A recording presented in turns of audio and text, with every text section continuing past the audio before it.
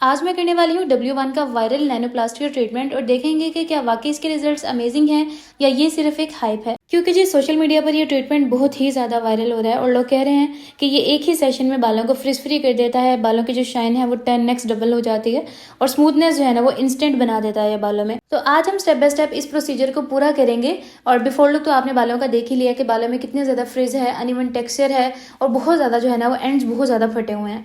तो चलिए फटाफट से वीडियो को स्टार्ट करते हैं। अच्छा, सबसे पहले हमें जो है ना वो ट्रीटमेंट स्टार्ट करने के लिए क्लैरिफाइंग शैम्पू के साथ बालों को वॉश करना होता है, जिसमें आपको W1 केराटिन के साथ ही क्लैरिफाइंग शैम्पू भी मिल जाता है। मतलब सेम किट में इंक्लूड नहीं होता, बट आप उसको परचेज कर सकते हो।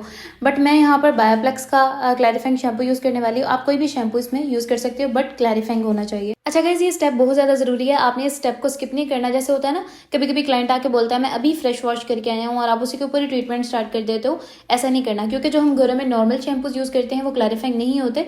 वो आपके बालों को इस तरह से ड्राई नहीं करते जिस तरह के क्लैरिफाइंग शैम्पू ड्राई कर देता है।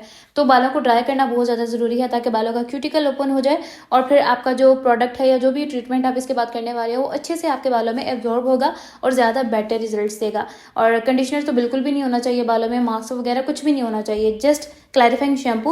और इसको भी आपने 2 बार यूज़ करना है। पहले एक बार हम सिंपली शैम्पू लगाएंगे, अच्छे से झाग बना के और फ़ौरन से इसको वॉश कर देंगे। सेकंड टाइम जब हम दोबारा से बालों को वॉश करेंगे तो हमने झाग बनाने के बाद इसको तकरीबन 5 से 8 मिनट के लिए ऐसे ही छोड़ देना है। डिपेंड करता है बालों के टेक्सचर पे। अगर बाल बहुत ज़्यादा ऑयली है तो आप इसको 10 से 12 मिनट के लिए भी छोड़ सकते हो, और अगर बाल जो है वो ऑलरेडी ड्राई है तो 5 मिनट्स के लिए हम छोड़ेंगे और फिर बालों को वॉश कर लेंगे। ये जो W1 का केराटिन ट्रीटमेंट है, और आप सबसे पहले इसका कलर कॉम्बिनेशन, इसकी पैकिंग चेक कर लो। 1 लीटर का इसका पैक है और सैलून यूज के लिए परफेक्ट है। अच्छा, एक चीज़ आप यहाँ पर फील करोगे कि जितना हार्ड वाला वेव और फ्रिज आपको स्टार्ट में नजर आ रहा था ना, वॉशिंग के बाद आपको वो नजर नहीं आ रहा होगा, क्योंकि जो हमने क्लैरिफाइंग शैम्पू यूज किया था वो बालों के बॉन्ड्स को ब्रेक कर देता है, वो क्यूटिकल्स को ओपन कर देता है, जिससे कि बाल आपको काफी हद तक स्ट्रेट लगना स्टार्ट हो जाता है। और यही जो है ना वो एक परफेक्ट मेथड होता है किसी भी ट्रीटमेंट को स्टार्ट करने का, ताकि आपका जो ट्रीटमेंट है वो अच्छे से बालों में पेनिट्रेट हो और लॉन्ग लास्टिंग रिजल्ट्स दे। अच्छा, अब आपने जो है ना वो एक बाउल लेना है और आपने अगर आप मीडियम लेंथ से काम स्टार्ट कर रहे हो, 40 ml आपने इसके अंदर प्रोडक्ट निकालना है। अगर बाद में आपको और ज़रूरत पड़ती है और निकाल लें। एक ही दफ़ा बहुत सारा प्रोडक्ट नहीं निकालना, वरना फिर आप इस को वापस जो है वो बाउल में नहीं डाल सकते और फिर ये आपका प्रोडक्ट ऑब्वियसली वेस्ट हो जाएगा। अब इसको अप्लाई किस तरह से करना है, आपने बालों को 4 पार्टीशंस में डिवाइड करना है, front to back and ear to ear. और फिर आपने जो है ना वो छोटे छोटे सेक्शंस लेने हैं, बहुत ज़्यादा बारीक सेक्शन नहीं, क्योंकि हम बालों को स्ट्रेट नहीं करें, हम प्रोडक्ट अप्लाई करें। तो तकरीबन 1 इंच का आपने सेक्शन लेना है और उसमें आपने इस तरह से प्रोडक्ट अप्लाई करनी है कि बहुत ज़्यादा आपका जो बाल है वो गीला भी नहीं होना चाहिए प्रोडक्ट के साथ, और बहुत ज़्यादा ड्राई भी नहीं होना चाहिए। मतलब नॉर्मल क्वांटिटी में आपने प्रोडक्ट अप्लाई करनी है और प्रोडक्ट इवनली अप्लाई होनी चाहिए।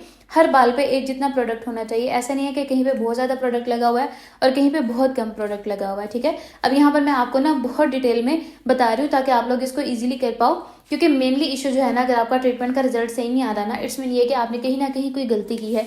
या तो आपने प्रोडक्ट को इवनली अप्लाई नहीं किया था, या तो फिर आपने प्रोडक्ट को जब लगाया तो वो जस्ट ऊपर ऊपर लग गया और वो अंदर वाले बाल ऐसे ही रह गए। और ऐसा तब होता है जब आप बहुत मोटा सेक्शन ले लेते हो, और या फिर अगर आप बहुत बारीक सेक्शन लोगे तो वो फिर बहुत ज़्यादा जो है ना वो गीला हो जाएगा बाल। और फिर बाद में आपको जाहिर है आपने स्ट्रेटनिंग करनी है, इसके ऊपर लेमिनेशन जो है वो आपने देनी है।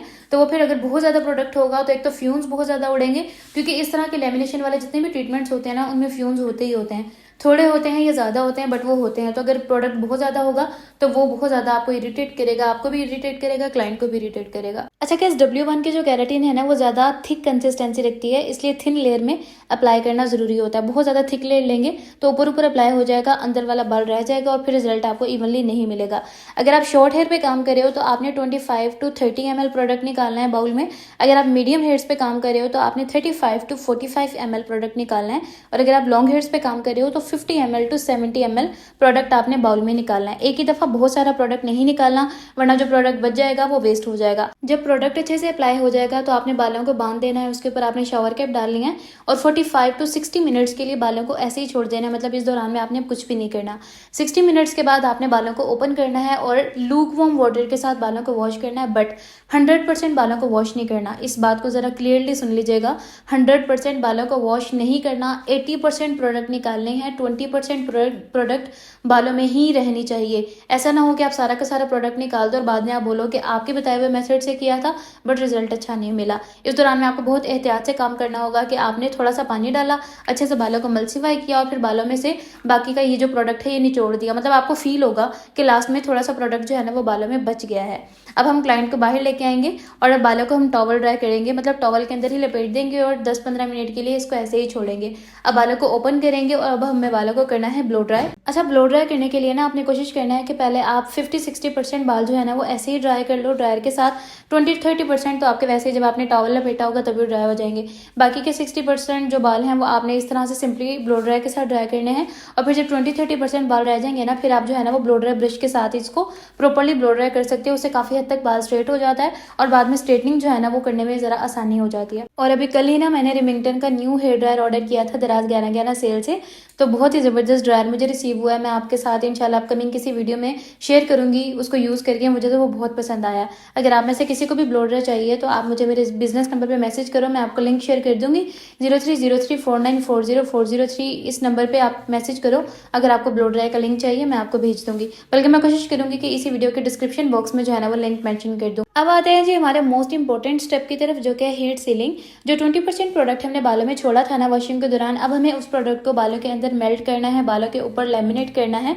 सो जिसके लिए मैं सैलून डिजाइनर का स्ट्रेटनर यूज़ कर रही हूँ। मैं 2-3 डिफरेंट स्ट्रेटनर्स के लिंक डिस्क्रिप्शन बॉक्स में मेंशन कर दूंगी, डिफरेंट प्राइस रेंज में, जो कि आप मंगवा सकते हो, जो कि आपके परमानेंट स्ट्रेटनिंग में काम आएंगे।